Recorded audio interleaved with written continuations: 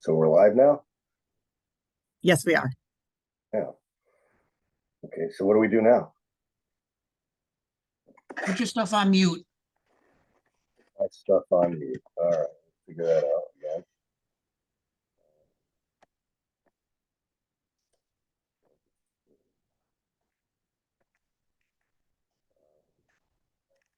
See the mute button. Are one of you Okay. guys are you going to present, or What's that? is anybody going to present? Or Yeah, the chief's going to open the meeting. I guess we got to wait till the participants are in, or the majority of them are in. we have 140 so far. Great. All right, I can't, all I see is this thing on the screen, so I don't know if they can hear me or not. Yeah, we can hear Chief. you. We can hear you, Chief. Yeah, we can hear you, Chief. You sound clear. All right. So it's a little after 7. We're going to open this meeting, town hall meeting, entry-level firefighter exam and hiring process.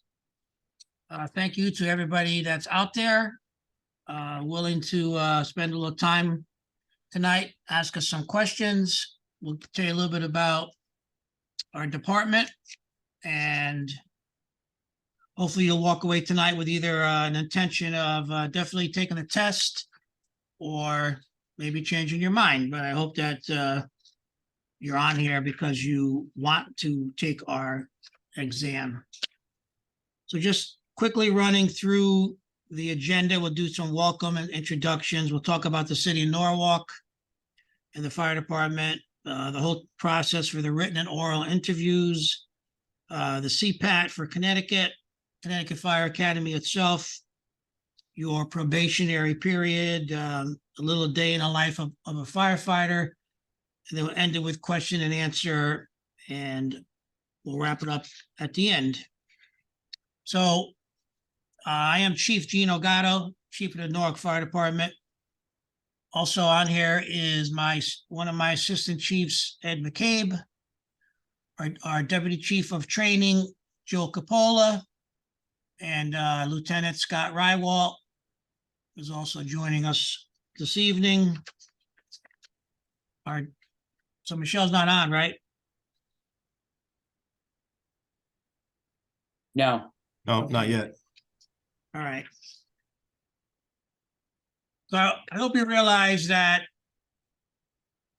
Norwalk is in the state of Connecticut, and we're located along Long Island Sound. We have nearly 90,000 people in the city. It's the 6th largest in the state of Connecticut. We're located in Fairfield County, about 30 miles northeast of New York City. Just briefly, we have 12 elementary schools. We're actually building another one. 4 middle schools, 3 high schools, a community college, 1 hospital, more than 100 places of worship, and over 1,000 businesses. We have 35 miles of shoreline, which is monitored by our 2 fireboats that we have, 15 marinas scattered around several public beaches. And you can always Google the city of Norwalk.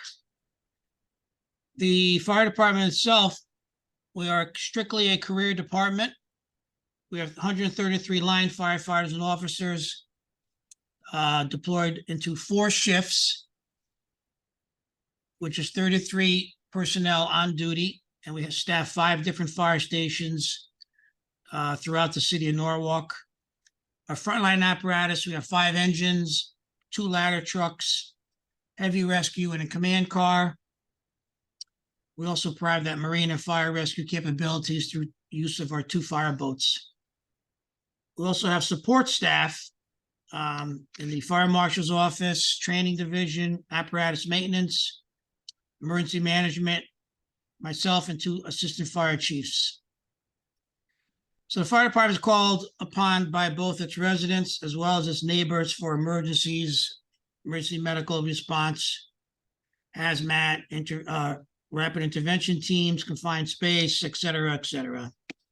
We have roughly 9,000 incidents a year, everything from fires to structure fires to EMS to hazmat incidents. So we're a good sized department, we're a busy department, and we're an aggressive department. So Ed, could you go through the testing process? Yes, good evening, everybody. Assistant Chief Ed McCabe, Norwalk Fire. And as you see up on your screen, the testing process is a multi-step affair. So the very first thing you want to do if you're interested in becoming a Norwalk firefighter is fill out your application if you haven't already done that. Applications are filled out online at firefighterapp.com. That will get you into the mailing list, and that will get you registered for the test, with the written test, which is going to be held on January 13th at Brian McMahon High School here in Norwalk. So on the 13th, you'll show up. There will be a written test that's given by the third-party testing company. That same day, they also do an oral interview, which you will actually do on computer. And after you complete your testing that day, the testing company compiles a list based on the scores and presents the city with that list. So depending on how many vacancies the department has, how many firefighters the fire commission is ready to hire at that point in time, then the top members of the list, the people that are at the top of that list based on the testing process, will be called and will be called in for an interview process. We have 2 interviews in Norwalk. Your first interview will be with the fire chiefs. The candidates who progress past the fire chief interview will then go to an interview with the fire commission. And if you pass the fire commission, the next stop is the onboarding process, which involves a medical exam, a psychological assessment, a background test or background check, state and federal, and also a background check and the psychological exam. So all of our candidates who are going to progress to the fire academy go through those steps. And then the next step would be going to the Connecticut Fire Academy, which is a residential academy. And I'm going to let Deputy Chief Joe Capola speak on that. He's a state instructor. He's taught up at the academy, and he can give you an idea of what attending the fire academy for Norwalk would be like. Hold on one second. I forgot to mention, if you want to ask please write your question down. If you have questions at the very bottom of your screen, if you move your mouse all the way down, a bunch of boxes open up and it'll say Q&A. Click on that, and hopefully you could write or type in your question, and we'll see it and be able to answer it after we get through these slides. Okay, go ahead, Joe. Okay, are you want me to go over the academy now? Not CPAT Academy, right? First. Okay, so the Connecticut Fire Academy is a 14-week program.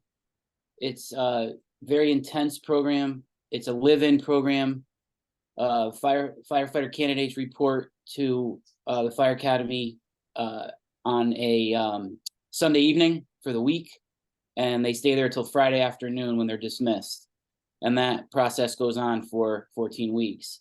Once completed the academy, you come out of the academy with Firefighter 1, Firefighter 2, and some other certificate programs that they offer, including safety survival and hazmat operational. Like I said, it is intense. It's mentally and physically intense. You are away from your family for it. But if, a significant life event happens, I have seen people, be given short leave, for like an evening to get home to handle a problem. So it's not like you're locked in. You're technically, I don't want to say you're locked in there, but you're expected to be there the whole time. During that program, you spend a good part of that program both in classroom and on the training ground. And also a key component of the Connecticut Fire Academy recruit program is physical fitness. Every day begins with a physical fitness program. You basically line up military style in the parking lot, march over to the training ground, and you spend about 90 minutes or so on different physical fitness activities. A lot of them are, I like to call them job hardening, meaning there's skills that you need to be proficient with strength to complete as a firefighter.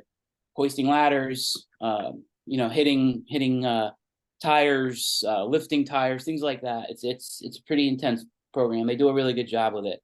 Having said that, I recommend all students make sure they're ready for it. And to be ready for it, you have to kind of spend a little time before you go getting yourself in shape for it. Because if you just show up on day one, it's pretty challenging. And I've seen some people not necessarily wash out, but they struggle for the first few weeks. So if you prepare yourself a little more, you'll be good for that, good to go. And things like Stairmaster and jogging and not bodybuilding or anything like that, but a lot of physical prep is needed for that. And what else? I just wrote some notes on that, and I think that covers all of my notes for recruit. Joe, you'd mentioned physical prep, and maybe you can lead that into the CPAT and what that process involves. Sure, yeah. Also, before I do that, the Fire Academy does offer a orientation program a couple times a year for recruit. So if you are interested, you can sign up that through the link that we have on a future slide here in the program, where you can actually take a prep course. It gives you kind of an orientation of what's to be expected, and it's a lot more detailed than I just gave. I tried to give the key points. Chief, I'll talk about CPAT real quick. The Connecticut Physical Aptitude Test. Candidate Physical Aptitude Test is a series of 7 stations that you have to go through and achieve a time of under 10 minutes and 20 seconds. It's basically a firefighter obstacle course. Can you go to the next slide, Chief? I think it kind of lists the stations. Okay.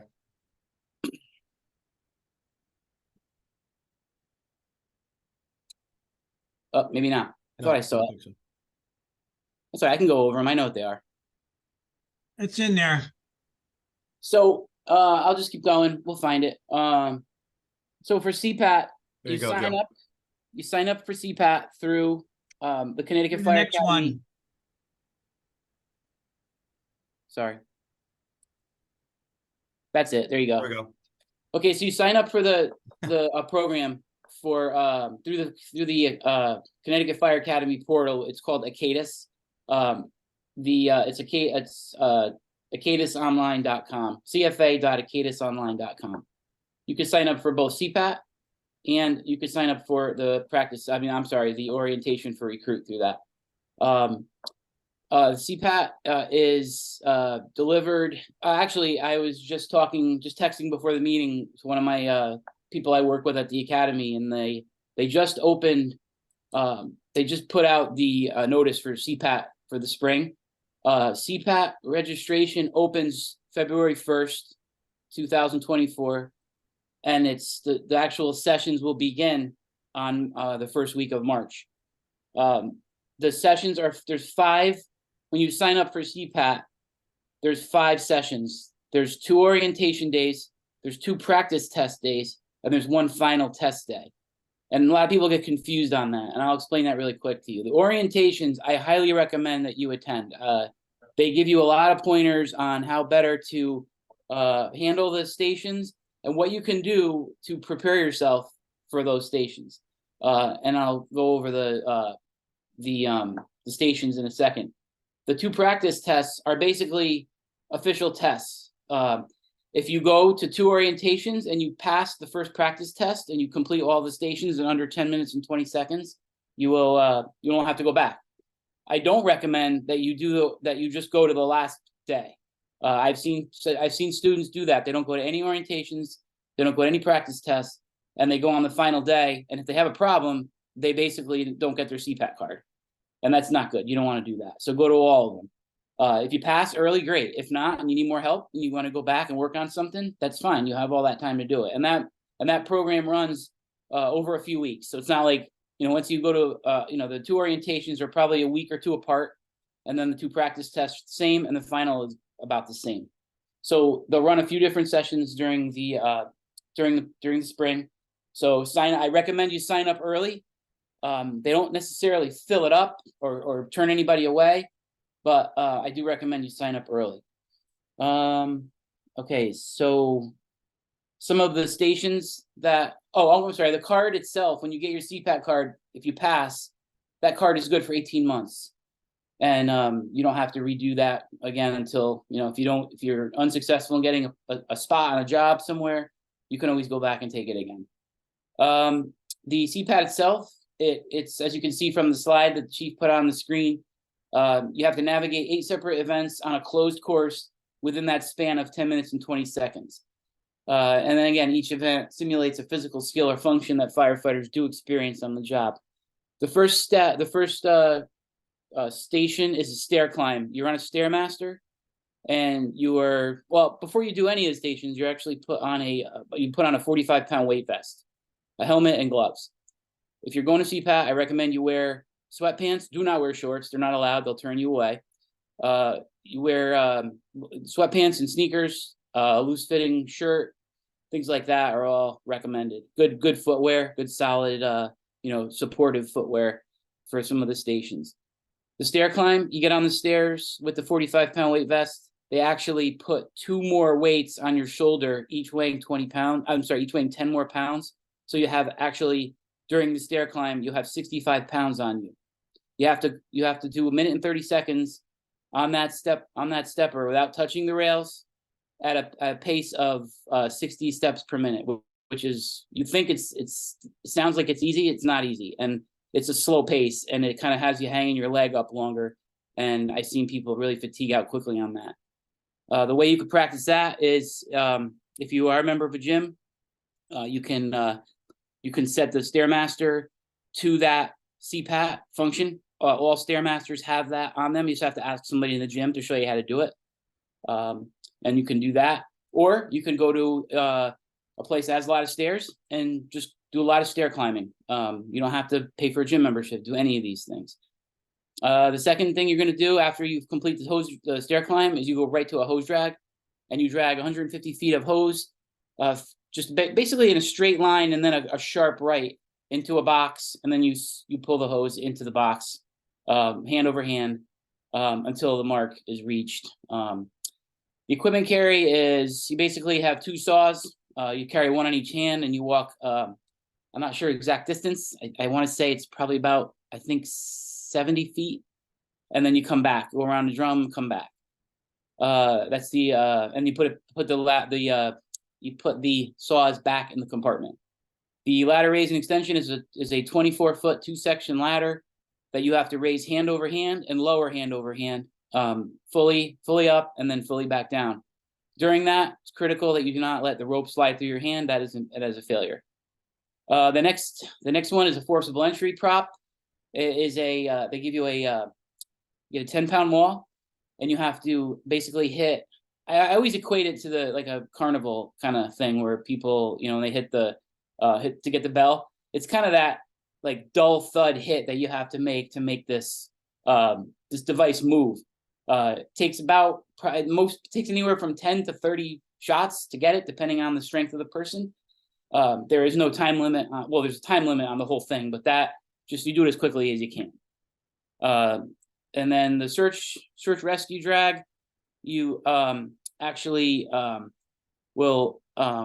you actually go through a closed obstacle course, a closed tube, and then you come out the other end of that closed tube, and then you actually will drag a dummy. I'm not sure the exact weight of the dummy. I don't want to give any wrong information. It's heavy though. You drag the dummy about 70 feet up to a drum and then around it and back. And then the final thing is a ceiling breach and pull, where you actually will simulate pushing a pike pole through a ceiling and then pulling down a ceiling once you've pushed through the ceiling to to make the whole. So that's the CPAT. Like I said, I recommend you train for it. Sign up early and practice, and don't miss any of the sessions. And if you do go on the Connecticut Fire Academy website, there is a really good fact sheet that you could download on CPAT and how to prepare for it. I hope that was helpful to you guys.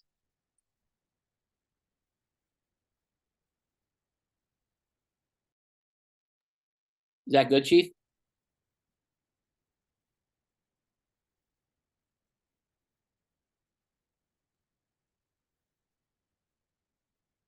All right, Joe, thank you very much. I'm just trying to answer some questions in the question box here. Okay, I'll jump on some too. Okay, great.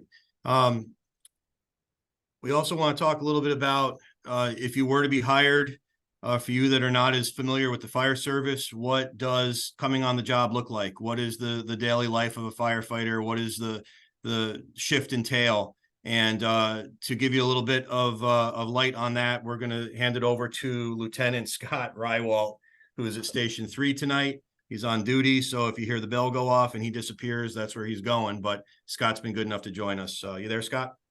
Hi, Chief. Hello, can you hear me? Yep. All right, I can't see me, but all right. So our basic job, we work 24-hour shifts. Then we have 72 hours off. You could work overtime and up to 48 hours. Your start of shift is best to be here by 7 o'clock in the morning. It's when it's, at least as a junior firefighter, that's the best time to get in, because you have a lot of responsibilities. You have to check your equipment. You have to get breakfast ready. You have to get, put the flag up, get the lineups out. There's a bunch of little chores for you to do when you get here, and there's nothing worse than getting here late and then trying to scramble to get everything done. So, be a good junior firefighter, be here by 0700. You're going to want to learn your engine. Most of the new firefighters, you're either going to start at Station 1 or Station 2. Eventually you'll be up at Station 2. That's headquarters. You want to learn Engine 2. You want to know everything about it, where every tool is. You're going to want the first thing you're going to want to do is check your air pack. I religiously do that every morning. As soon as I come in, the first thing I do is put my mask on and make sure my air pack works. Without that, I'm useless. You're going to want to make sure you know where every piece of equipment on that apparatus is. You're going to want to know how it works. You're going to have there's details to do every day in the morning. Like after breakfast, we will have everybody gets assigned a detail. Some people will be cleaning offices. Some people will be cleaning the kitchen. Some people will be cleaning the bathrooms. It's whatever you're assigned to. And then there's a daily chore that everybody usually works together on, but the junior firefighter is mostly responsible for, like, polishing the poles and cleaning the windows, and certain weekly details, cleaning out the refrigerator, cleaning the stove. So you're always busy, even when you're not going on calls. In between, when the calls come, everything stops and we respond to the calls. And then you're going to have training throughout the day. There'll be prescribed training by the training director that everybody will be doing, and then there'll be special training for the probationary firefighters, because you'll have a task book, and when that task book will have to be completed and signed off by the officer that you're assigned to. And they have a whole bunch, stuff like pulling hose, throwing ladders, crawling around, doing search and rescue drills. And then they'll teach you to learn more specialized equipment, depending on what the training for the day is. And sometimes specialized training. I'm in charge of the Marine Division on my station, so I end up doing. If you get on, you'll be working with me down at the boat. We'll be going over all the equipment on the boat, and then after that you'll probably be throwing ladders down at the YMCA. After that, you got to learn how to cook. You definitely got to learn how to cook. You'll shop for everybody on your shift, and you have to learn how to be a sensible shopper. So you go out and do the shopping and then make a meal. I always advise everybody to be at least able to make one good meal that you're proud of. You can always expand from there, but you got to start somewhere. So learn one good meal, and we can work on it from there. You should always be studying and training. There's a lot of union functions that we get involved with. So there's a lot of camaraderie in this department. We all work together. We do things like we raise money for breast cancer awareness by selling T-shirts. We have other union functions that we go to. We like the Christmas parties are going on right now. I'm just trying to think that we do tours. So at Station 2, you'll probably get a tour at least a few times a week. So that would be when you have kids coming from other schools, little kids, and you'll have to go over the trucks with them and fire safety. So you have to learn how to do a little bit of public speaking, and no better way to learn than by working with children because they're not as intimidating. I don't know, I'm trying to think of some other stuff in our daily routine that besides going to calls. I mean, we go to just about anything you can imagine. Most of our calls are EMS calls. That's mostly what we do. There's not as many fires as there used to be, but we still get them. We still get some pretty big ones down here too.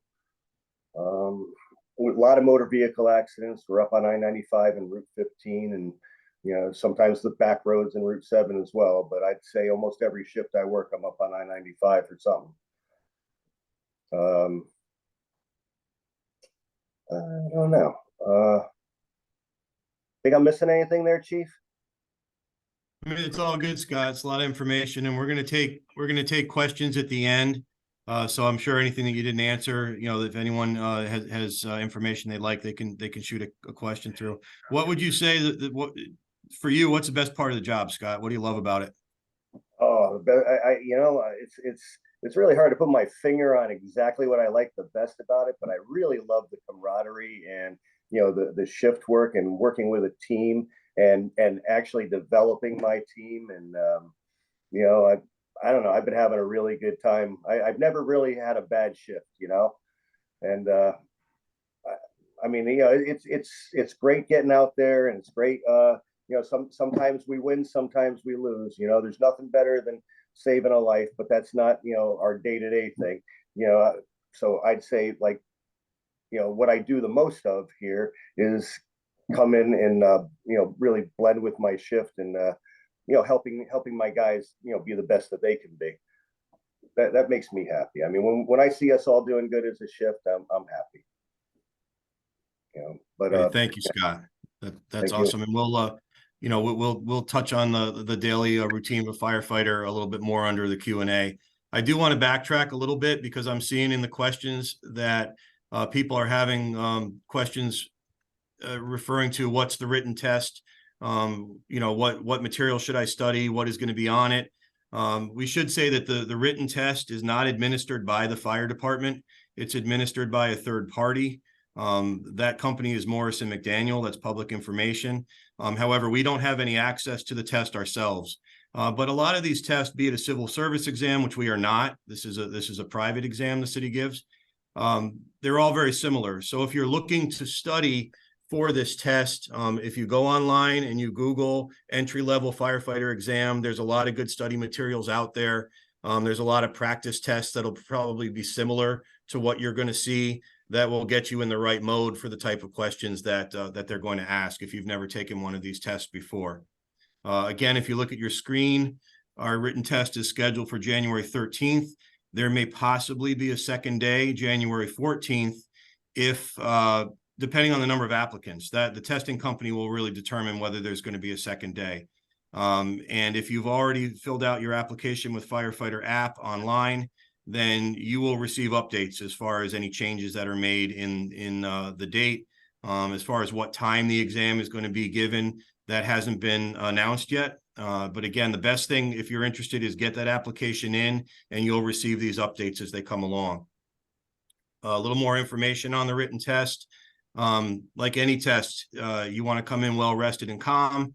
You want to follow all the instructions, read each question carefully, keep an even pace, keep an eye on your time, provide a response to every question, even if you're not sure of it. And if none seems right, you pick the most right answer. This is similar. It's similar to any standardized test that you may have taken before, either in school or for other public service jobs. Another question we received was the oral. The oral interview is given via laptop. It is given the same day as the written test. So when you show up at Brian McMahon High School on the morning of the test, as the group comes in and is registered, half of the group is going to go and take the written test first. The other half of the group is going to go take the oral test first.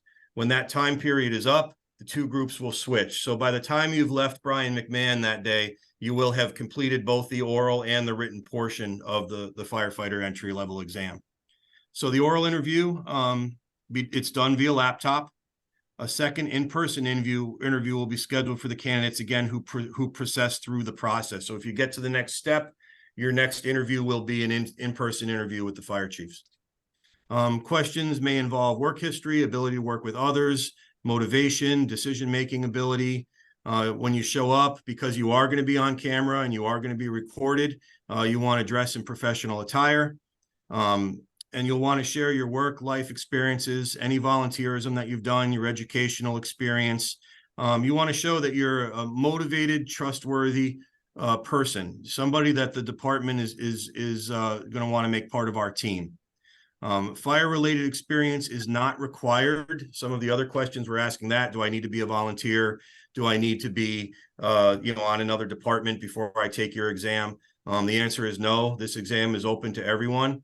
There is no age requirement besides the fact that you need to be 18 to show up and take the test. Not 18 by time of appointment, but 18 to show up to take the test. And there is no residency clause. As far as if you live in New York, you live in New Jersey, if you live within, a reasonable distance from Norwalk, you are not going to be, you're not going to have points taken off for not living in town or living in state. Okay. But obviously you don't want to develop a situation where you've got a very long commute. That's the inconvenience of that will catch up with you over time, but we do not have a residency clause. Preparing for the oral. There are a number of internet sites with examples of firefighter entry-level oral exams also. So practice questions. You want to practice with a friend, practice in front of the mirror, get used to, answering these types of questions. Any kind of preparation that you make will help you on the day of the test.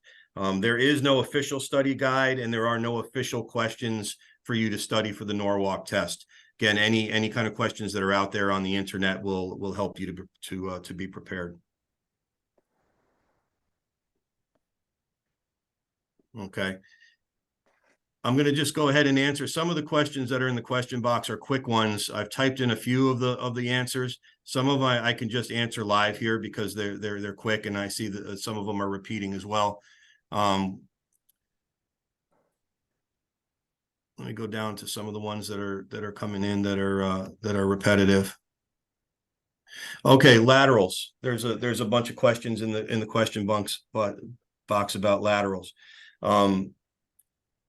For those of you who don't know what lateral is, if someone is already a career firefighter on another department and they want to leave that department and come to Norwalk for whatever reason, we would consider that almost a lateral transfer. That's where the term lateral comes from. However, the way that we do it in Norwalk is we don't just take straight laterals. So you still, if you're on another career department and you want to come to Norwalk, you still have to take the written test. You still have to take the oral test. You would still have to progress through the interviews. The only thing that being a career firefighter already and being a lateral will save you is the trip to the fire academy for certification. So if you get all the way through that process and we were going to onboard you for the academy, you would then be put on hold while the other recruits in your class go to the academy, and you would come on the job the same time that they graduate. However, to be considered a lateral, you really do have to have graduated from a full-time career recruit academy program, similar to what the Connecticut Fire Academy offers. The Connecticut Fire Academy is a 14-week class. It's a live-in class. So it's much more than just having Fire 1 or Fire 2. Now, if you've taken that type of an academy class from another state, and you progress to that point, then we would take a look at that curriculum and we would compare it to what the academy in Connecticut curriculum offers and puts its recruits through. And at that time, we would determine if it's acceptable. So, you know, just having Fire 1 or Fire 2 or doing a weekend class is not the same as lateraling over because you've already had the Connecticut Fire Academy. I hope that clears up some of those questions because I know that there were a bunch of them.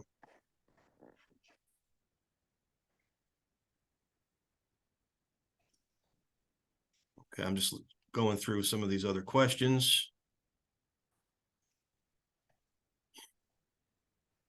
Is there an afternoon session for the exam? We don't know at this time.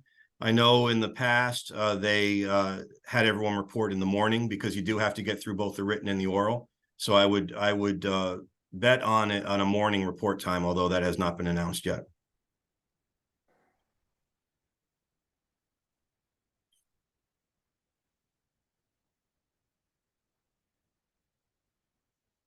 EMT, you do not have to have EMT to take our test. You don't, nor do you have to have EMT to be appointed. However, if you don't already have it, the department will put you through an EMT class during your first year, your probationary period. So if you already have it, great. If you don't, it's not a requirement to take the test.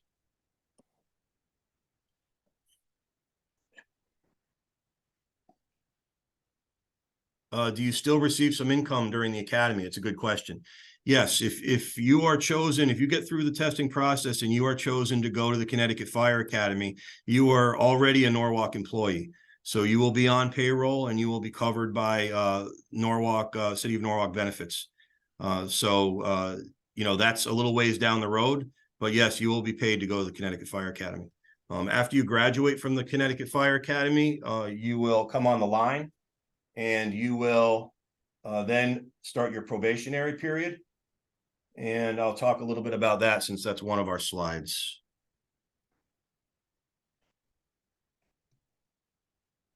So your probationary period. This begins when you pass and graduate from the Connecticut Fire Academy. Norwalk has a 12-month probation. Every month you are given individual performance evaluations. You have ongoing training and skill development. You're constantly being evaluated and you have the opportunity to prove yourself. And this is really the most important part of probation is during that 12-month period, you're going to be showing your shift mates what kind of firefighter you are and what kind of firefighter you're going to become. So it can be an intense 12 months. But once that 12-month period is up and you get through it, then you are a fully certified firefighter. But you are a full employee and you are getting paid during that probationary period. The only difference is you do not have, and Chief, step in here if I'm misspeaking, but you do not have union representation during your probationary period. Right. You're on your own.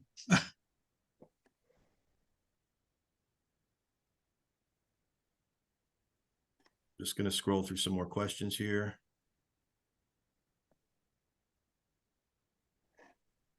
No Norwalk residency points, right, Chief?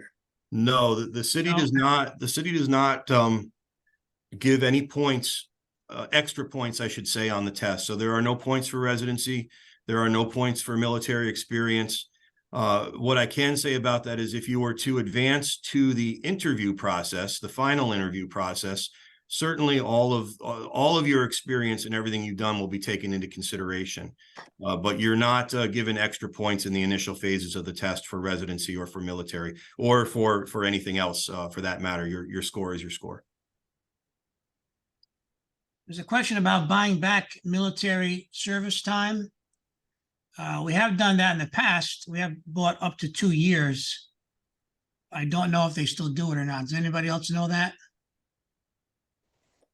I thought they still did because I'm pretty sure. I'll double check with Tom Reich. He'll know for sure though. Okay. I'll text them right now.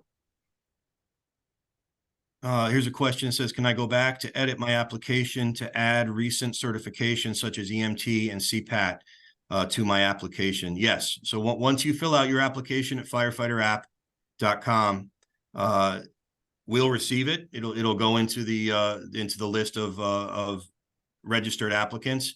But at any point, you can go back there and you can amend it or you can add to it. So you'll still have access to your application even past the day of the test. I'm seeing here, is there an upper age limit? Civil service has one. So again, the city of Norwalk is not a civil service test. They don't utilize civil service for their test. However, we do have a maximum age of 65 for retirement at the top end for new employees.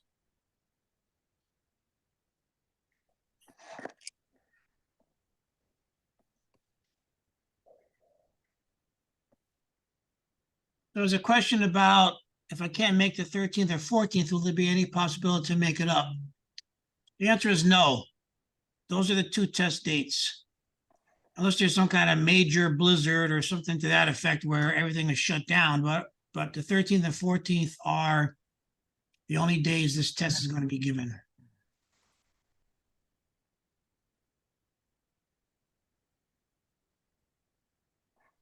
How many firefighters do we plan on hiring off of this test? There's no way to predict that at this point in time. Generally, once the test is given and the list is established, that list will be good for 2 to 3 years. Our current list right now is 2.5 years old. So if you get through the process and you get on the list, getting called up will depend on the number of vacancies that the department has and what the hiring needs are. Ultimately, how many people we hire is up to the fire commission based on our vacancies. So currently the department has 12 vacancies. We are sending 3 people to the February Academy off of our 2021 test list. Those will be the last 3 from that list. It's possible that we hire some more this year. But again, that has to be determined by the fire commission ultimately. So I would expect some hires off of this list within the first year, but how many at this point in time is undetermined.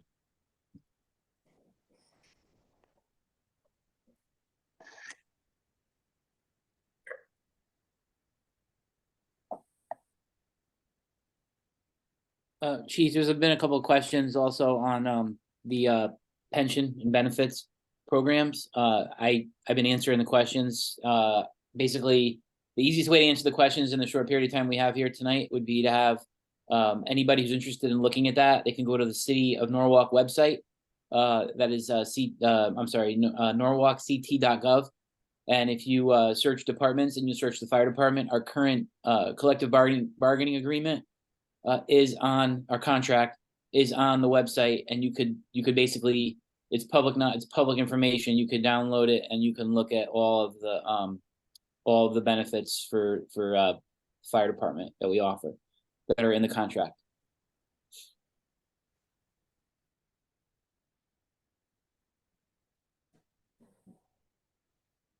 I see a question referring to what the timeline is for the Connecticut Fire Academy. The CFA runs 2 classes a year. They have one that starts in February, and then they run a fall class every year. The candidates taking this written test we won't have our results in time to send anybody to the Spring Academy, but it is possible that we'll send some of the candidates from this test in January to the Fall Academy. So the soonest that anyone that's taking this test will go to the academy would be fall of 2024.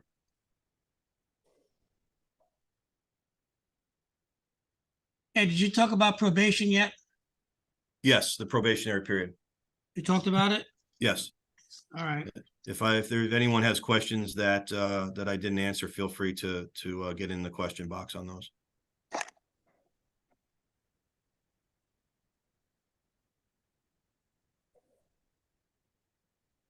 So your test dates will be assigned by the testing company in January, and you'll get notification of that.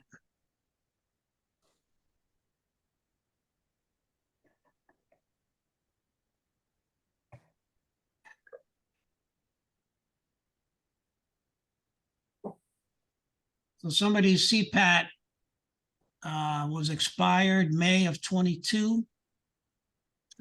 No, it looks like they said they passed it in May of 2022. All And right, they so it's- to know if they still qualify. we How have long's the 18 months CPAP at good? time of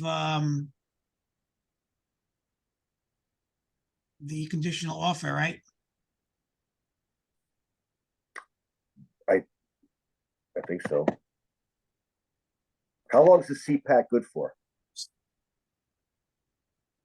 18 months, Scott. And they give you, when you pass it, when you go, actually, I should have said this before. CPAT Center is in Meriden, Connecticut. It's the only place that the Fire Academy offers it. However, Actually, Joe, you know what? There is one that just opened in North Haven as well. oh, there is? Okay. Just for, yeah, I mean, it's brand new, but it was opened actually through the same folks that do Firefighter app. So I believe it's the exact same as what the CFA is offering. In Okay. case anyone lives closer there. And also, some people, I saw some questions about out-of-state stuff. If you have an out-of-state CPAT, CPAT is a nationwide thing. You can use that. You can get CPAT in any state you want. Right. So if you have it, you have it. 18 months. I All see right. a question here. It says, what are some ways to fail out of the academy, or is it made to succeed? Certainly it's made to succeed. You know, the instructors at the academy are gonna do everything they can to teach you the skills that you need to learn for the job.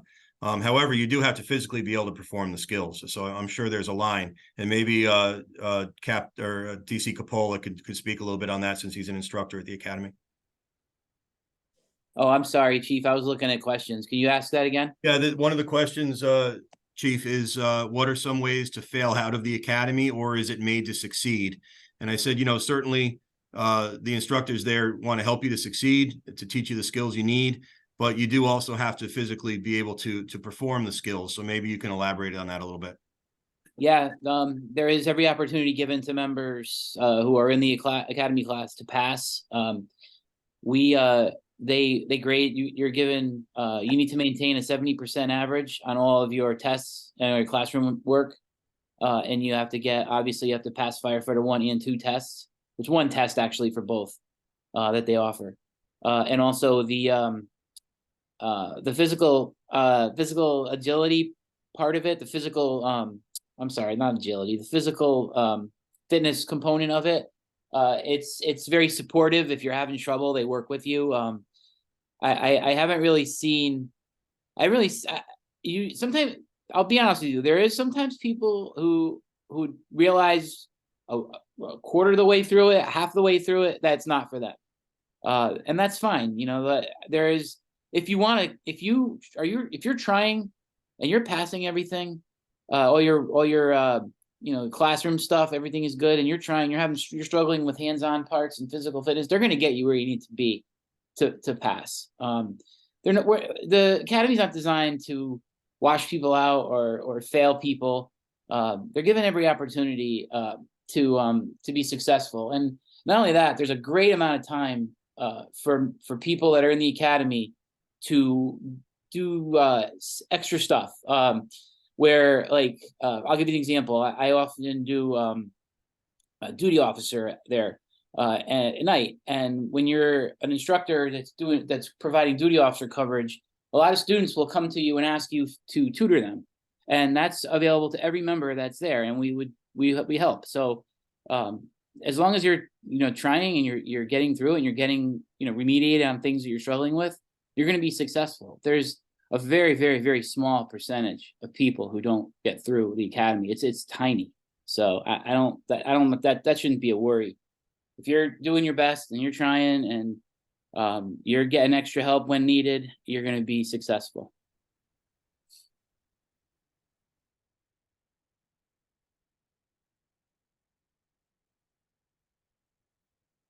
Oh, and that question about the buyback says yes, but currently you have to purchase within the first 18 months of employment. That was from Tom Reich.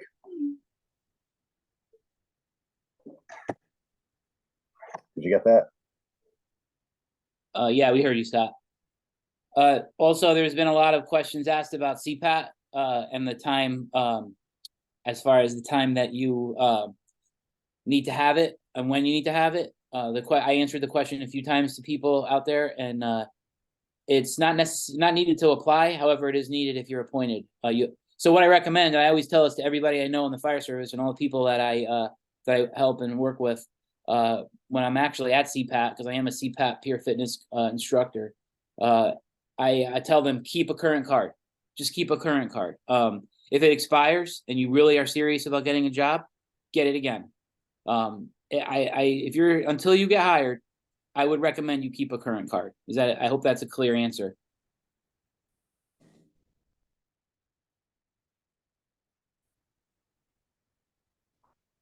Ed, do you know if the company is going to provide any study guides?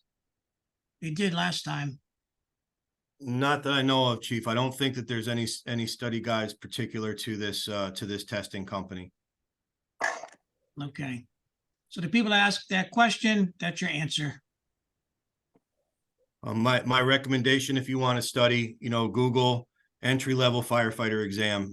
This testing company isn't going to be very different from any others.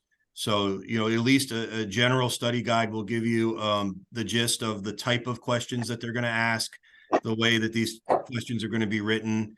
It'll give you good samples to go by so that when you sit down in front of this written test, it'll look familiar. I found that, like, out of all the study guides I went through, most of them are like test specific, but Barron's was probably the most, had a little bit of every test I've ever taken on it. I took a lot of tests. So I don't know, it's got like everything from the mechanical advantage to the reading comprehension to the, map reading. It's got it all. So depending on, you don't really always know what each test is going to give you.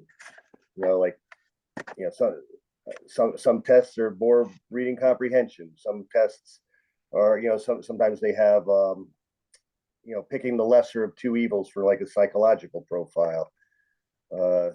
Sometimes they have a lot of stuff with mechanical advantage, understanding pulleys and gears. Sometimes there's stuff to do with map reading. I just found that if I was going to go buy a book to study for taking entry-level firefighters tests, I found Barron's was the most thorough.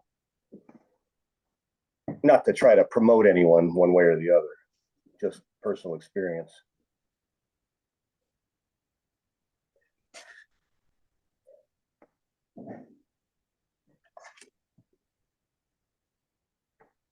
Somebody asked about the timing of CPAT, and if the fact that they're starting, like I said, they're opening enrollment February 1, 2024, and the first orientation begins in March.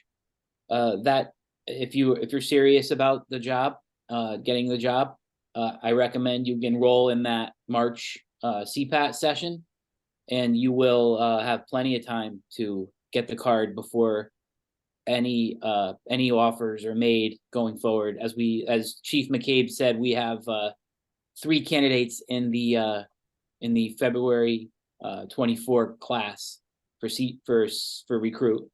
So there's plenty of time to get your card.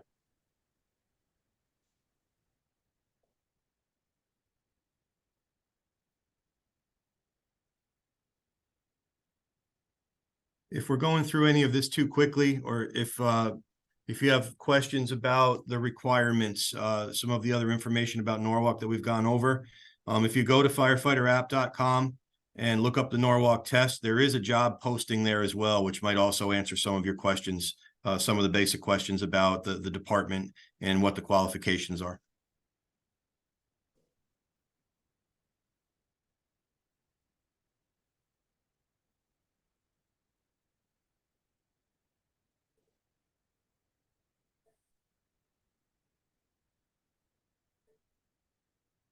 Here's a question about our equipment. One says is some departments are looking to phase out PFAS in their turnout gear. What does Norwalk make of PFAS and the turnout gear?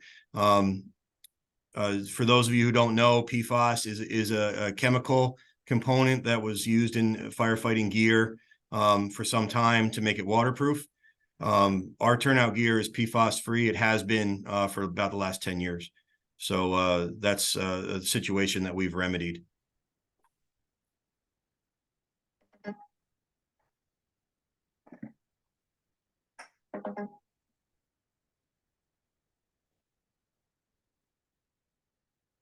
Here's a question. What about things like heights? How do you work through that in the academy? Again, the academy instructors, as far as ladders, heights, that type of thing, they're going to work with every candidate to make you successful at those skills. But the bottom line is, yeah, you have to be able to work at heights if you're going to be a firefighter. Our aerial ladder truck is a 100-foot climb. And then once you get up to the top, you got to be able to work. So those are things, if you've never been up that high, you know, the first couple times that's not going to be comfortable for you, but the instructors at the academy, you know, will work through that with you and get you used to it. But firefighting is a physical job. You know, there's things you'll have to get over, like fear of heights, like claustrophobia, working in a mask. You know, for people that have never done this type of work before, it'll be different. You know, training solves a lot of those problems. But there are certain things a firefighter does that you have to be able to do. So if you have any other questions regards to that, feel free to shoot them out there. Yeah, I'll just tag on to that, Chief. There have been, I won't lie to you guys, there have been people at CFA who washed themselves out because they just refused to climb the aerial. So the truthful answer to the question is, yes, you have to be comfortable at heights. However, the instructors do everything they can to get you where you need to be. And that includes confidence training, that includes small steps, that includes graduating to larger heights. So yeah, you do need to work at heights. And if you just absolutely can't, that will be a disqualification for sure.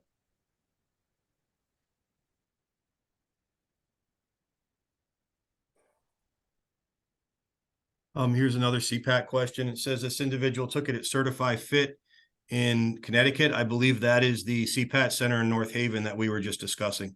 And yes, every CPAT is a national registry. So Certify Fit is that CPAT card is as good as a card that you would get somewhere else. I saw somebody was looking to how they would upload their CPAT card if it didn't have something on it to the Firefighter app. The Firefighter app, inside your application, it'll give you the ability to upload documents. However, if you have a CPAT card and you can't upload it, don't stress out about that. You actually don't need to present your CPAT card to us until your time of appointment. So it's not something that you're going to need to upload before you sit for the written exam. Just hang on to it.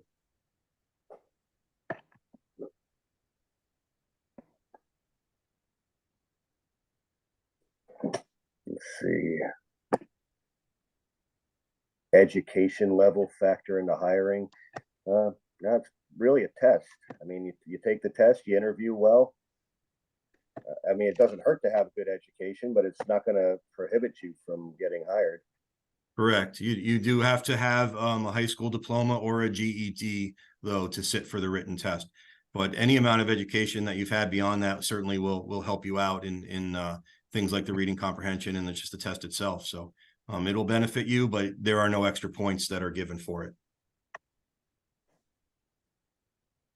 Joe, do you see the question about a GI Bill benefits during the academy? I don't know. What kind of benefits? I don't know. Yeah. Just can I use the GI Bill benefits? I mean, maybe for pay. I don't know. They wouldn't have to pay. We would pay for them. Yeah. I mean, if you want, that person asks that question, they want to provide more information on it, we can try. I can try to get an answer. I don't really know where to go with that one though. There's a question pertaining to the written test. It reads, for the written test, are the scores divided up by each section? Is there a minimum to meet in each part of the exam? For example, the math portion, the fire science, and the mechanical part. If we score higher in the exam overall, can we pass, or is there a bare minimum in each section? I don't have a good answer for you, again, because the fire department doesn't administer the exam. The third party does. But to my knowledge, you're given an overall score. So I don't think you'd be disqualified by section. I think it's your overall written, which is factored into your overall oral, if that helps at all.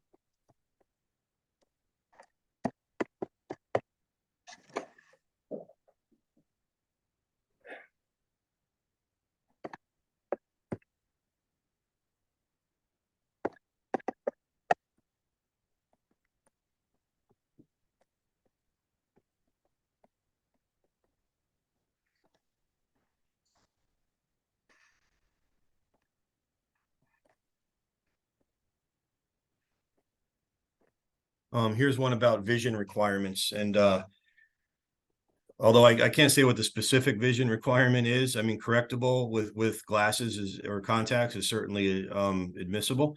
However, if you do get to the end of the process, as I said in the beginning, you'll be subjected to an NFPA firefighter physical, which is a regular medical exam, but it also takes into consideration like lung capacity, some things that are specific to wearing a respirator.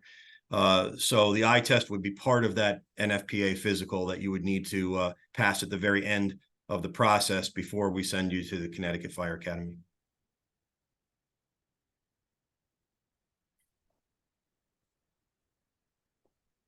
Here's a good question. During the day in the life of a fireman, do you work as in a squad like the military? So in the fire department, we work similar to military squads. We work in companies. So on a given shift, you would be assigned to an engine company, ladder company, rescue company, and for that shift, you would work with those individuals. And our engine companies have a lieutenant and 3 firefighters. Our ladder companies have a captain and 3 firefighters. Our rescue truck has a captain and 2 firefighters. So that's your company on shift. You do a lot of your training with those personnel. You'll be working with those personnel at fires. When we get a structure fire, you work within your company. So your company will be given a specific task by the incident commander, and you'll be working with those individuals, the same individuals that you train with on a daily basis. You'll be working with them at a structure fire, at a hazmat call, at any type of an emergency that you would respond to. So for anyone that's been in the military, our companies do operate similarly in that you're going to be working with the same people you train with and the same people that you live with.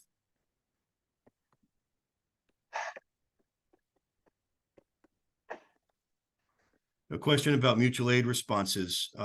So Norwalk does respond mutual aid to our neighboring towns when we're called upon.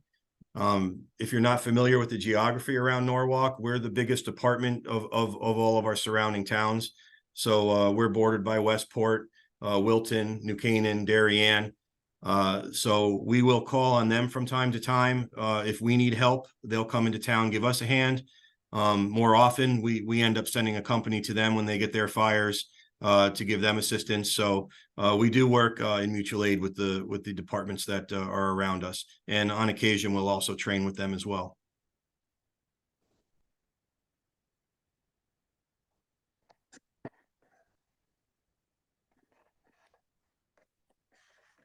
The last couple that came through, some departments allow you to switch from truck to truck at different times. Some departments have you locked in on a truck at all times. How does Norwalk operate? When you start off, you're most likely going to be on the engine for a while, but not to say when you're working overtime or swaps at another station, you could be assigned to a truck or the rescue. But most of the time, you're going to be on an engine company. That good, Chief? Yep, no, that's a good answer. Most of our firefighters through their career will rotate through stations, will rotate through companies. As Lieutenant Rywalt said, generally you'll start on an engine company, and you in time will be assigned to and trained with the truck company, ladder company, and also with the rescue. So we like to make sure that everyone's well-rounded, has all the skill types that they might need in an emergency. But for the most part, you know, your assignment to one company will be for a period of time. Although you're not locked in, as the question asked.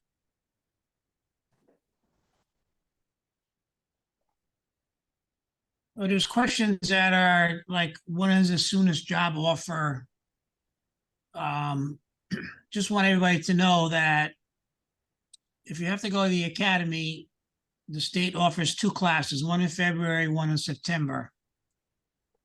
And obviously, we're giving a test in January. You're not going to be going to the February academy. You have to go to the September academy of next year. So that would be the earliest.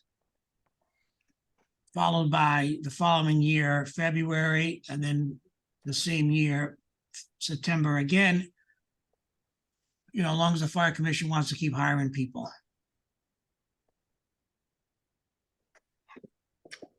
I see somebody's asking what the difference in job duties between an engine company, rescue, and a ladder company are. Basically, your engine company is that's the hose that puts the fire out. You're going to be going on most of the medical calls when you're on an engine company. Ladder company goes and they when we get an alarm, they locate the fire. They do search and rescue. They do ventilation. And, you know, same thing with the rescue company. Rescue company goes to all the motor vehicle accidents, gas calls, elevator rescues, you know, anything involving any type of rescue, rope work, or anything like that.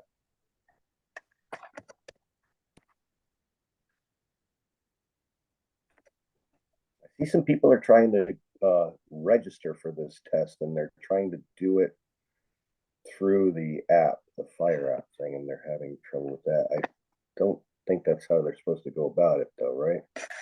I'm going to, you know what, Scott, I saw that too. I'm actually going to go to that now and see if I can give them some instruction.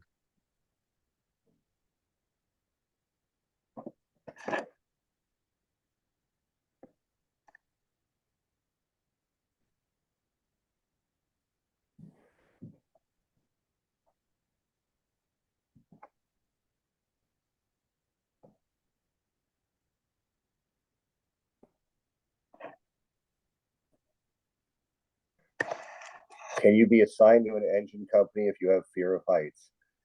I don't know. That's No. I don't think you're going to make it through the academy if you have fear of heights. You know, you still got to climb the ladder. And engine, not to say an engine company's not going to be throwing ladders, doing bend tensor searches too. You know, if they're the first one on scene before a truck company shows up. So you know, you got to be able to climb. Yeah, I agree with you, Scott. That if you just can't get through that component of it, you're not going to get out of the academy. I don't mean to be blatant about it, but that's the case. I mean, that's a requirement. Working at heights is a requirement of the job. So to answer the question, the people that are trying to fill out their application, if you go to firefighterapp.com, even on your phone or your tablet, you'll see what's going to come up is a search bar. You can search for location, type in Norwalk, and the job posting will come up. So again, go to firefighterapp.com, go in the search bar, go to location, type in Norwalk, and you'll see the job posting. Once you click on the job posting, there will be a link it'll give you some information about the job. And then there'll be a link where it says log in and apply now. And you'll probably have to create a login, and then you should be able to fill out your application right there online.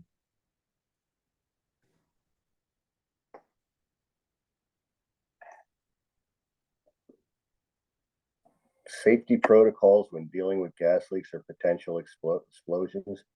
I think you'll be taught all that when you go to the academy. I mean, that's not something we really need to get into here. There's a question here about the Marine Division. Lieutenant, you want to handle that? Lieutenant Rywald is on the Marine Division. He can answer a question about what they do and what kind of equipment we have. Okay, where's the where's that quit? What are they asking? Just what they want to know about our boats, about our operation on the water? Yes, and specifically about our boats as well. All right. We currently have 2 fire boats. You know, one's a 24-footer with twin outboards, and the other one's a 38-footer with twin diesel jet drives. I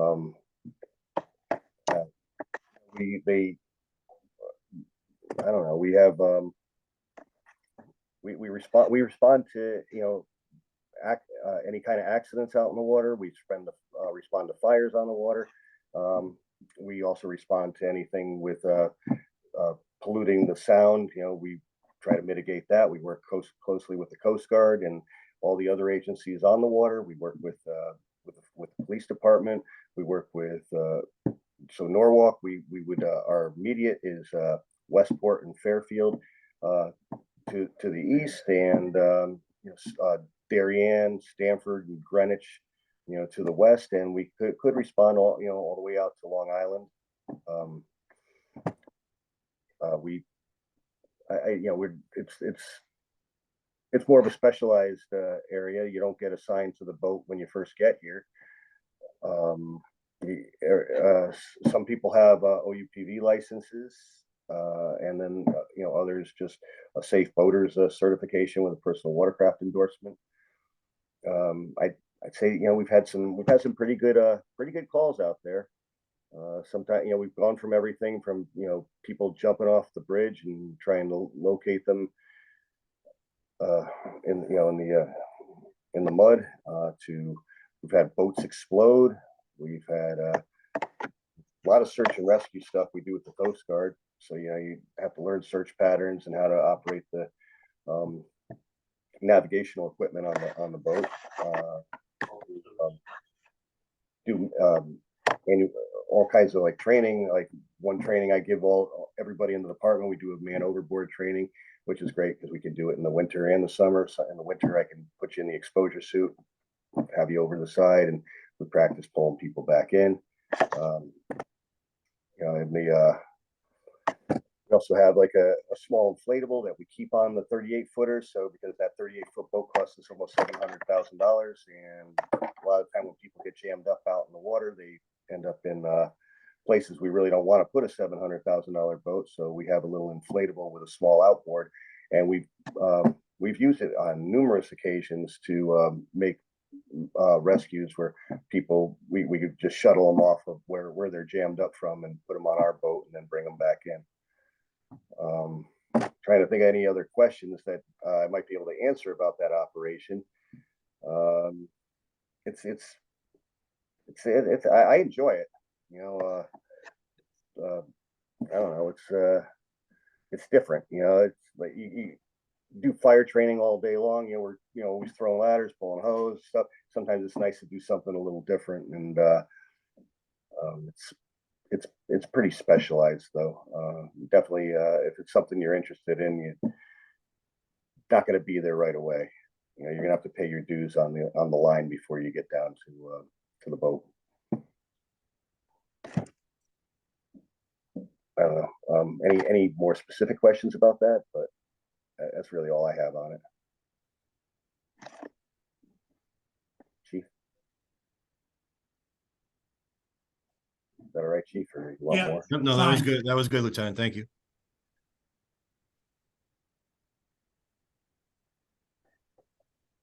I'm just looking through some of the other questions, see if there's stuff here that we've not answered yet. It says the academy, would it be in September of 2025? No. So the academy gives classes in the spring. They also give classes in the fall. Departments enter their candidates in. For the test that's being given in January, by the time the results are compiled and we have them in hand, which would be, you know, a month or two down the road, probably. The first recruits from this test in January would be sent to the academy in the fall. So that's fall of 2024. However, how many candidates we send is still undetermined. We don't know yet as far as what the vacancies will be and what the Fire Commission wants to do as far as hiring up those vacancies. And I see one here that says his shift tour swap's a possibility. After you've what is it, Chief? 6 months into probation, they're allowed to do swaps? Well, they can work swaps for someone else right up front, but they can't have any swaps returned for, I think, a 6-month period. And then you're allowed 25 per year unless they're swaps to go to school, and those are unlimited.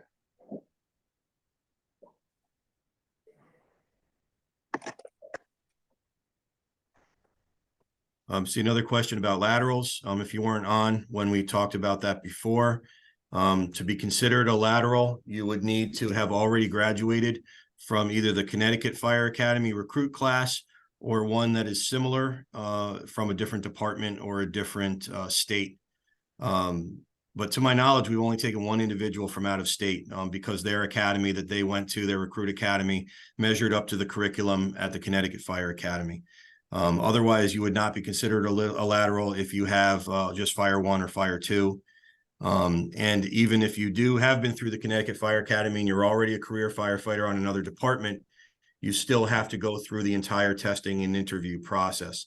However, if you get through that process and you are next on the list, we would not send you again to the Connecticut Fire Academy. You would be put on hold and put in the next class with the graduates. That's how Norwalk runs its lateral program.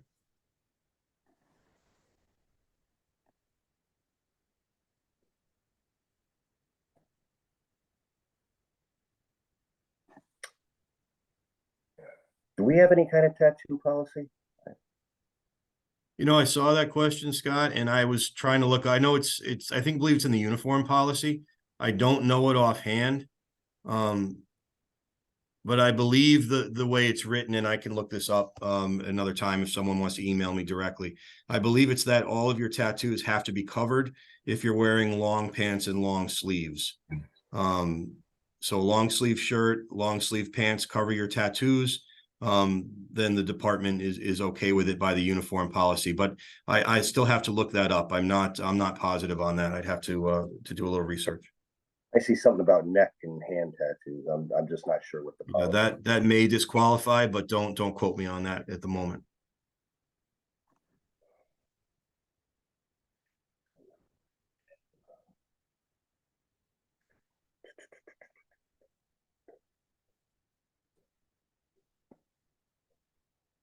That being said about the long sleeves and the long pants, however, if you do have arm tattoos, you would not be required to wear long sleeves year round. You could still wear short sleeves. You could still wear shorts during the summer uniform period. However, I believe that's how the policy is written, so that when you're in your Class A's.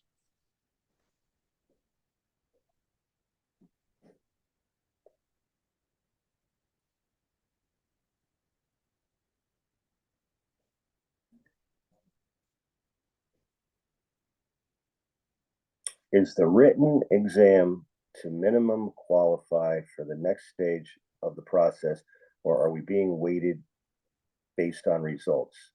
I know some cities like Milford have just needed you to score a 70 to move on to the CPAT interviews. I don't know, did the test company specify that, or?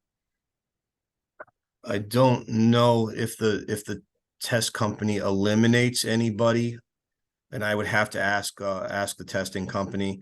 I know that everyone is ranked on the list by their final score, but whether you can actually fail it, I don't know offhand.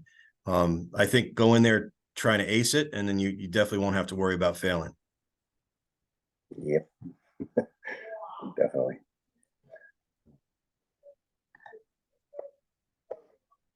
I just don't see anything new here that we haven't addressed yet. I'm just going through the scroll of questions, and if there's any that I still see that we've already addressed, I'm just going to put them in the dismissed category. So if you don't feel that it's been addressed and your question gets dismissed, don't take it personally. You could always go ahead and write it on there again. But some of them are repetitive, and I'm just going through to dismiss some of the ones that we've already discussed, just so that we can kind of get a bearing on what's left to answer here. I see what yearly activities does Norwalk do to give back and fundraise. We do our we do our Christmas. We have Santa deliveries. That raises money. Used to be for muscular dystrophy. Now we've been doing more of a cancer awareness thing and raising money for cancer. And, you know, every year we have a breakfast to honor our retirees, usually twice a year, and then we have our, you know, we have our firefighters retirement dinners. That doesn't really, that's just the way we kind of give back to ourselves and remember the people that have been here before us. I don't know, it's, you know, we used to do the oyster festival, but we kind of got pushed out of that. Breast cancer awareness, I mean, that's something we do every year. We sell t-shirts to raise money for breast cancer. I don't know. Periodically things come up. What, think of anything I'm missing there, Chief? No, yeah, there's, you know, we do a lot of tours in the firehouse. We have groups that come in. We'll go out to the schools and we'll do fire prevention at the schools. We get involved with fundraisers, especially around the holidays. You know, I think Lieutenant Rywalt hit on a lot of it, but as a department, we try to be very involved in the community. We are, and even at our union meetings, you know, Mhm. we're always somebody's always coming up with something that, you know, and we're always taking the dues money that comes in and donating it towards a cause that, you know, like scholarships or uniforms for other team, you know, for, you know, I don't know, for kids teams and stuff that come up. What else trying to think. We don't, I see, like, we don't do pancake breakfast except for the retirees or toy drives or, you know, but at City Hall, and we'll put, you know, boxes in all the stations, you know, for toy drives throughout, you know, at Christmas time. And then they do a can drive at Thanksgiving. And then, yeah, we just did the turkey deliveries. That was, we union goes and buys a whole bunch of turkeys. I think we bought like 80 something turkeys this year, and we distributed them throughout the city to some of the places like the shelter and the churches and stuff to get sent out to people that can't take care of themselves. You know, you know, the needy people. And then whenever there's fires too, I mean, we, you know, through Michelle DeLuca, you know, our we'll coordinate, you know, fun, like when we had that big fire over at the Richards Avenue, you know, did a lot to help some of those people out that lost all their Christmas presents and their places to live. You know, we organized a big, you know, fundraising thing, you know, with our emergency management coordinator. We've helped out a lot of people that have lost a lot. Sometimes it's just on a case-by-case basis stuff.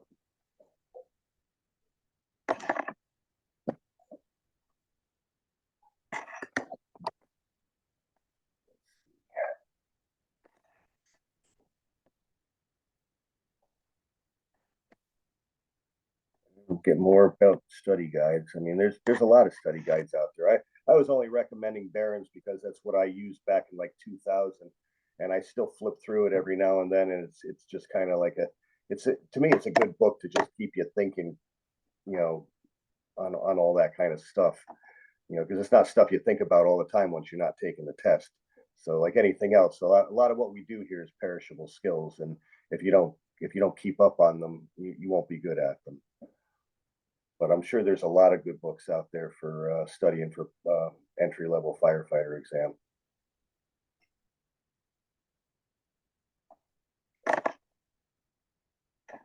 Will Norwalk Fire Department look over social media accounts at all through the hiring process?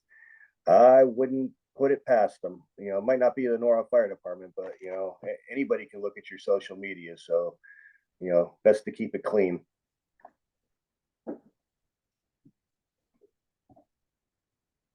You know, don't put anything on there that you wouldn't want your mother to see. I can interject on that.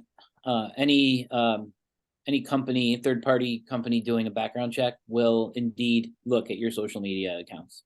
So I know that for a fact. So like Scott said, I'm sorry, Lieutenant Rywalt said, be careful.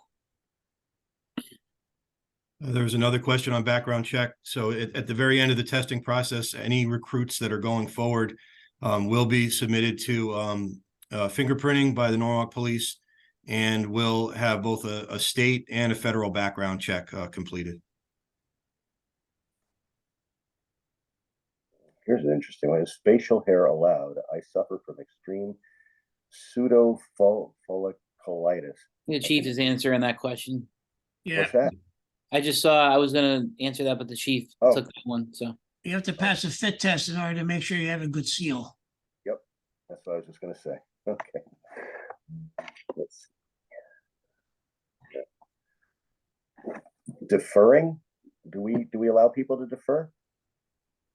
Where do you see that question, Lieutenant? I'll That's the scroll. last one. It says, is there any possibility for a candidate to defer fall night 2024 academy training until spring 2025? Training may conflict with an October wedding, honeymoon, etc. No, I mean, if you get to the part of the process where you're up next and you're given a conditional offer of employment, that's your moment. So you need to let us know, if you're willing to take the job at that point in time. If not, there's 100 people on the list behind you that really want that job. So if we were to start to get into deferments and we'll get back to you, you call us, don't call, it would just become chaotic. So in order to keep the integrity of the list and the integrity of the test, you would have to give us an answer at the time that the job is offered. And whether that's the spring or the February academy, the timing just is what it is.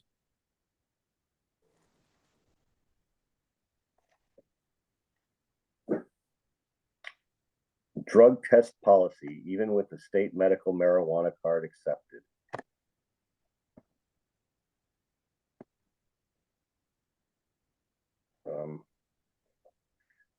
I don't think that being state medical marijuana card gives you.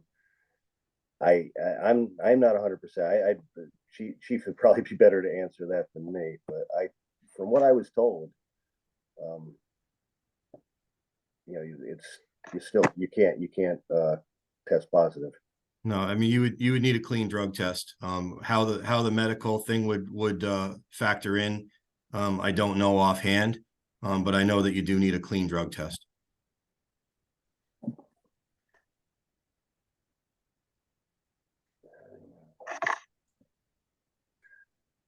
What things on your background check will disqualify you, and is there things the town will consider working with? The city of Norwalk policy is that there cannot be a felony on your background check. Other than that, I don't know offhand. We'd have to work with the individual background check to see what comes up. I can't say that we've ever made exceptions in the past, though.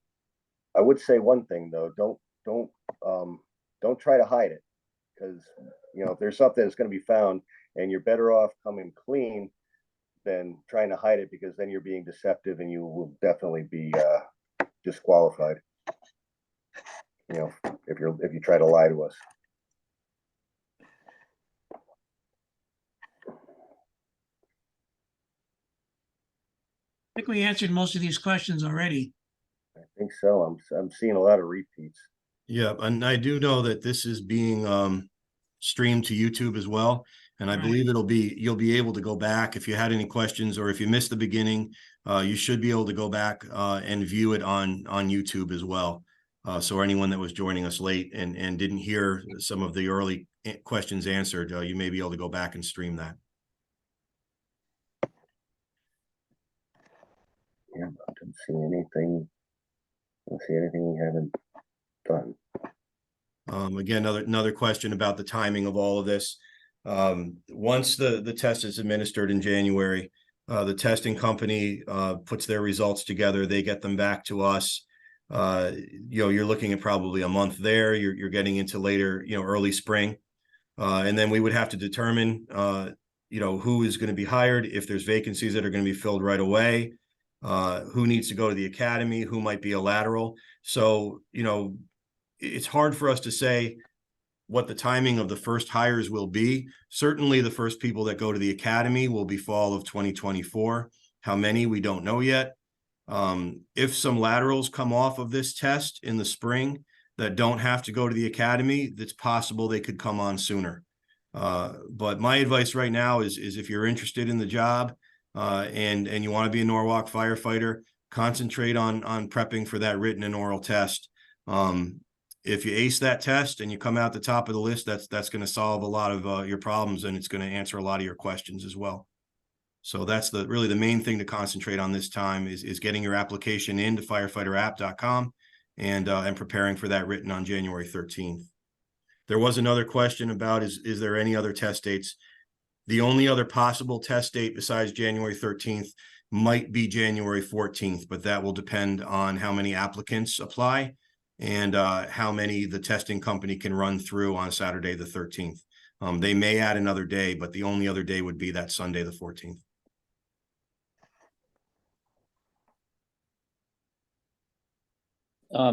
Chief, there's a lot of questions I'm seeing about CPAT again. I've given the same answer over and over again. I'll tell all you guys out there, if you're trying to get a job in the fire department, always have a current card. So the questions are asked, do we need to go and sign up for the session for the CFA that opens on the 1st? If you don't have a current card, I recommend you do. So it's just I've seen people in my career not have a card and lose an opportunity at a job because they didn't have it. So, or it expired. So I would recommend you have that card kept current all the time. That's the best answer I can give for all those questions that were asked about CPAT. I'm sorry, I don't have a lot of information on that other company that does CPAT tests. I will look into that more because I'm sure there'll be more questions on it. But I don't know anything about that other than the fact that it is an accepted CPAT card by departments in Connecticut.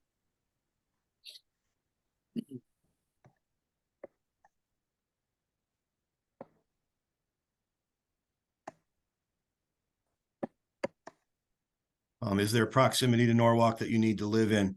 There is no residency requirement. Again, for anyone that missed that at the beginning, you don't have to live in Norwalk. However, if you have more than an hour drive to work, I would think twice. It's not going to eliminate you, but you need to be able to get in and out of, get in from work. I think right now it's probably the firefighter. We have some firefighters that live up near Hartford. We have some other firefighters that live in Long Island that work here in Norwalk. I think those are probably the longest distances that we have. Maybe a few more that are further upstate. So, the shift work, and we may have touched on this at the beginning, we work 24-hour shifts, which means you'll come in for your shift, you'll work 24 hours straight, and then you'll be off for 72 hours. Then you'll come back in for another 24. So the shift allows you not to have to commute, but a couple times a week. However, we also have a lot of overtime here. So you may have an overtime shift between your two 24s, and that's going to become very inconvenient if you live too far away. But that's really up to you. Again, there's no requirement that you have to live in Norwalk.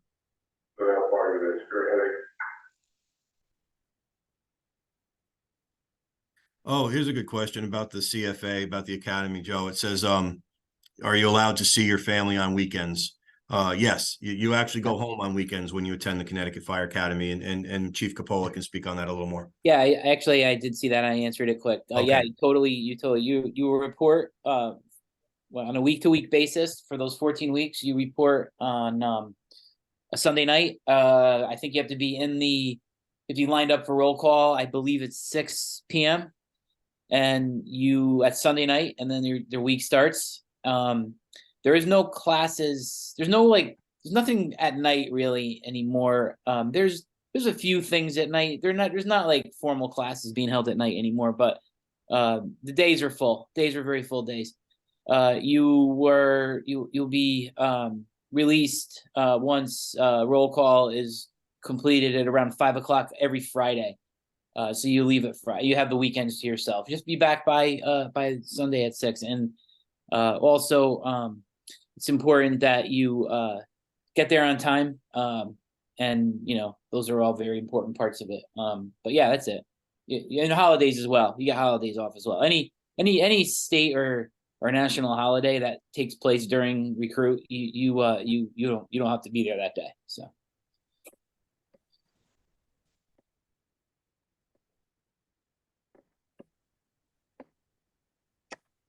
Question about the MRT cert. Someone was reading our contract online, and they see the term MRT. It's actually that's an older term. In the state of Connecticut, there's levels of medical certification. There's EMT, which is what most people are familiar with. There's also what used to be called MRT. It's now called EMR, which is a different scale of medical certification. Norwalk actually requires everyone to be EMR, not EMT. EMT is better. It gives you a few more skills. However, our requirement is EMR, which is the old MRT. It's just a different name for the same skill set. That's why you're seeing MRT. It's an outdated term. And again, if you don't have those certifications, they are not required to sit for the test. They're not even required to be appointed. However, if you don't have it, the department will put you through an EMR or EMT class in your first year on the job. I believe now we put everybody through EMT. Yep. I've seen this a Yeah. couple. I handled a lot. I fielded a lot of those questions tonight too about EMT. I was probably a good time to talk about it quick. We require all new appointees to have EMT within the first year of employment. Right. We provide the training. Norwalk, we use Norwalk Community College mostly, but as long as it's in an accredited program, it doesn't matter. We reimburse the member for it, and they also are they take if there's times where they're working for something, they'll actually be hired off for it. So they'll we make it as easy as possible for members to get their EMT in the first year. Here's a good question in reference to medical. It asked if Norwalk Fire Department runs ambulances, and if that's how we perform our medical calls. The answer is no. Norwalk Fire Department has no ambulances. We do not transport patients. The way that we provide our service to the city is that we're first responders. So engine companies and ladder companies are dispatched to high priority medical calls and will usually arrive before the ambulance, just because we have 5 stations where the ambulances come out of a central location, Norwalk Hospital. They're a paramedic ambulance, but Norwalk Hospital does all the transporting. So our companies will respond as first responders. We have the ability to defibrillate, obviously do CPR, provide oxygen, handle trauma, but we do not do any transporting. The ambulance out of Norwalk Hospital does all the transports for the city.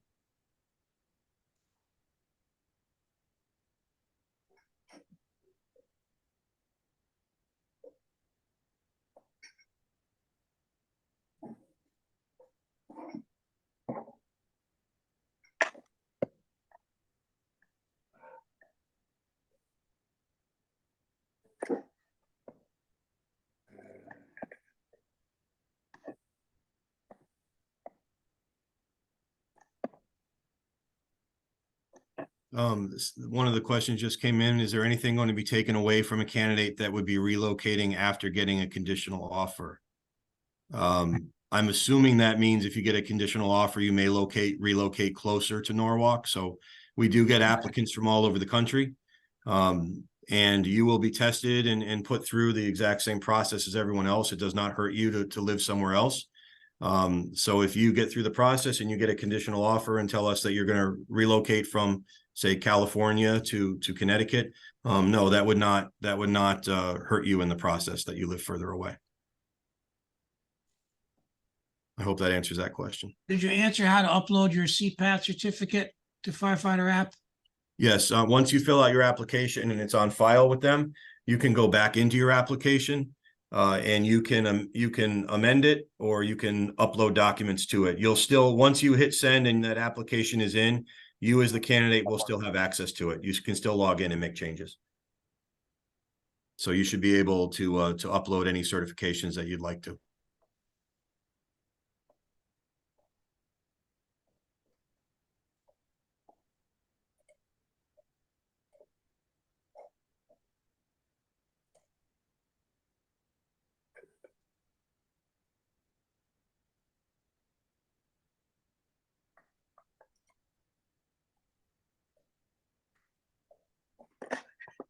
How many structure fires does Norwalk typically get? I guess they vary year to year. We had a pretty busy spring this year. Yeah, there's really no way to put a number on that. We've had years where we had a lot. We've had slow years. We've had slow months. It's really pretty hard to put a number on that. We do for Fairfield County, for the larger departments in Fairfield County, we certainly are active, and we are considered one of the busier departments in the region. So I hope that answers the question. We're also a firefighting centric department. We do medical, but as I said, we don't transport. We don't have ambulances. So our focus as far as training, our focus is as far as forming personnel, is really a fire first mindset. We're well trained in medical. Like any other fire department, a majority of our calls are first responder calls. But we're looking for people that want to be good firefighters and want to train to become excellent firefighters. So that is really the focus of our training, the focus of our department. That's the type of person that we're looking for. I guess I'm just looking at, as far as incidents go, I mean, in 2022, we had 8,591 incidents, and we seem to be going up each year. So we're We'll be definitely closer to 9. We'll be closer to 9,000 this year. That the calls keep going up. I did see it. I had a couple questions about qualifications. What do you need to qualify to sit and take the exam on the 13th? These are on the job posting on Firefighter app, so you could always log in and look at them. But for anyone that's listening that wants to know, you must be 18 years of age at the time that you take the test, not at the time of appointment. To show up on the 13th, you need to be 18 years of age. You need to have permanent work status. You need a high school diploma or equivalency certificate. You need a valid motor vehicles license by the time of appointment. It does not have to be state of Connecticut at the time of appointment, but you need to have a valid license. You need to be in excellent physical and mental health. We touched on that. You're going to receive an NFPA medical exam prior to your appointment. And of course, we've done a lot of talking tonight about the CPAT card. So if you don't have a CPAT, I'd recommend that you go get one. However, you don't need it to sit for the exam. But if you are offered a job, you do need a CPAT card that at that time will be no older than 18 months old. But as Chief Capola said earlier, it's best to go get it if you don't have it, and then just keep it up to date. That's the best way to do it. That way you don't get caught off guard. If your number comes up and we offer you a job and you either don't have it at that time or you're expired at that time, that would put you at a disadvantage. So we should start to wrap this up.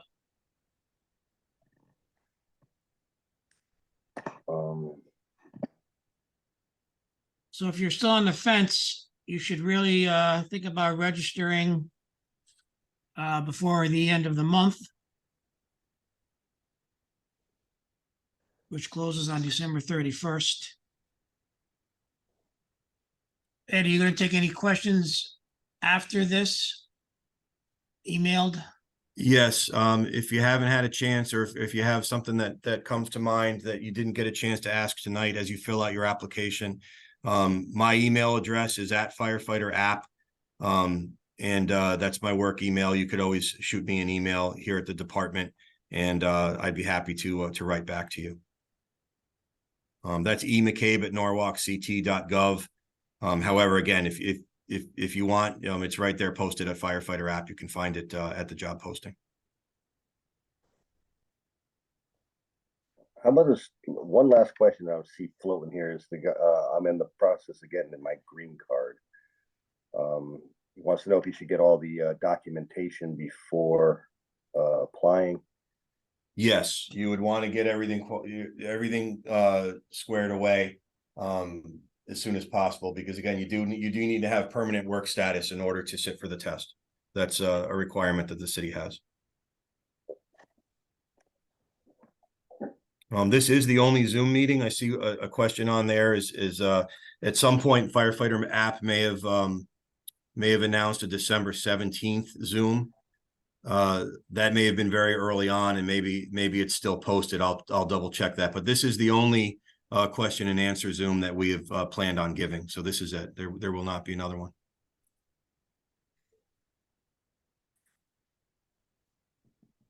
Another question was, does Norwalk consider itself an aggressive interior fire department?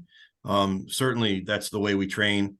That's the way that we attack fires. We're an interior fire department. You know, we train extensively. Actually, Chief Coppola is our training officer. So we don't put people into situations they're not ready for.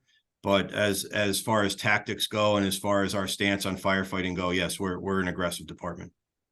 That may be one of the things I like best about this job too. Yeah. You know, that kind of goes without saying, though. There's a question just came in. How many female firefighters are in Norwalk?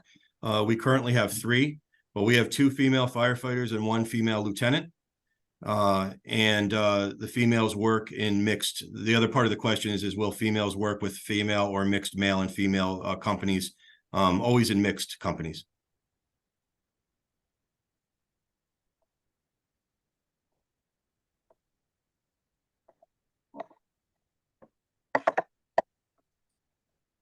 What documents should you bring to the written test? There's more information on that at Firefighter app, but you will need an ID. Bring an ID to the written test.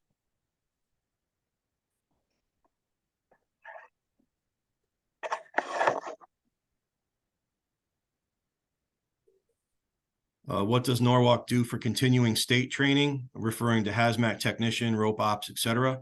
Once you're on the job, any training, any classes that you want to sign up for, the department will sponsor you as long as you pass the class. Actually, any work-related, firefighting-related education that you receive, the department will reimburse you for. Do you want to say anything else on that, Chief Coppola? No, I think you hit it. I mean, just Okay. it's definitely encouraged. I mean, if you want to, what better way to learn more about your job than to take more classes? We encourage it, and we like the chief said, we pay 100% of the cost of the class. Once you passed it, you have to put the money up front for it, but we'll reimburse. So.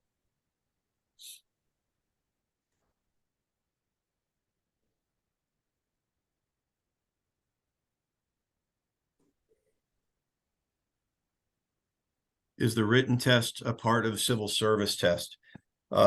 Norwalk is not the city of Norwalk does not give civil service tests. They're not a civil service city. So is it very similar to a civil service test? Yes, it's the same type of test. However, it's not a civil service exam. It is administered by a private third-party company that's contracted by the city.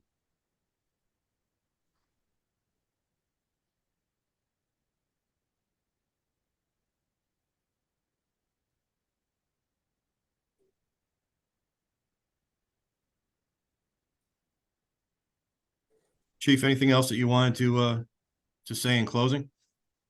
No, just if you're thinking about registering, you should really give it a shot.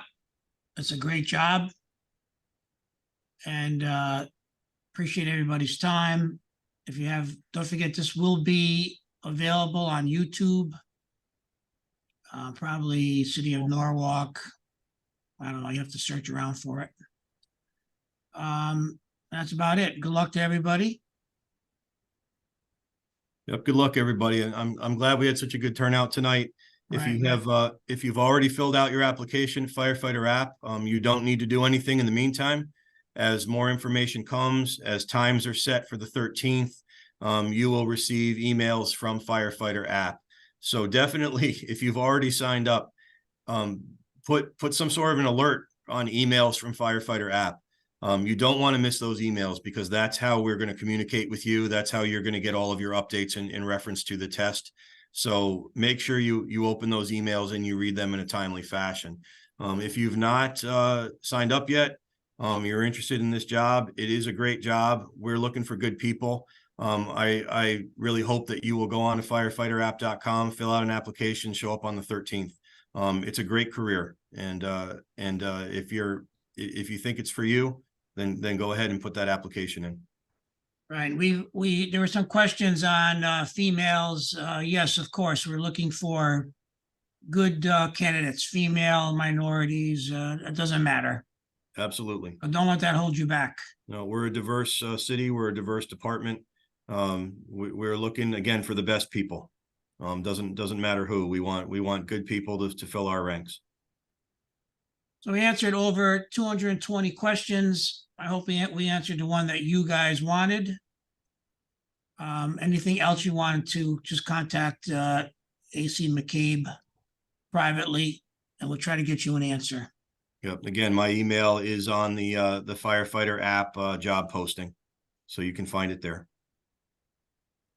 Thank you to the panel for answering all the questions. No, thank you. Good luck, everyone. Our pleasure. And so we will say good night. Have a good night.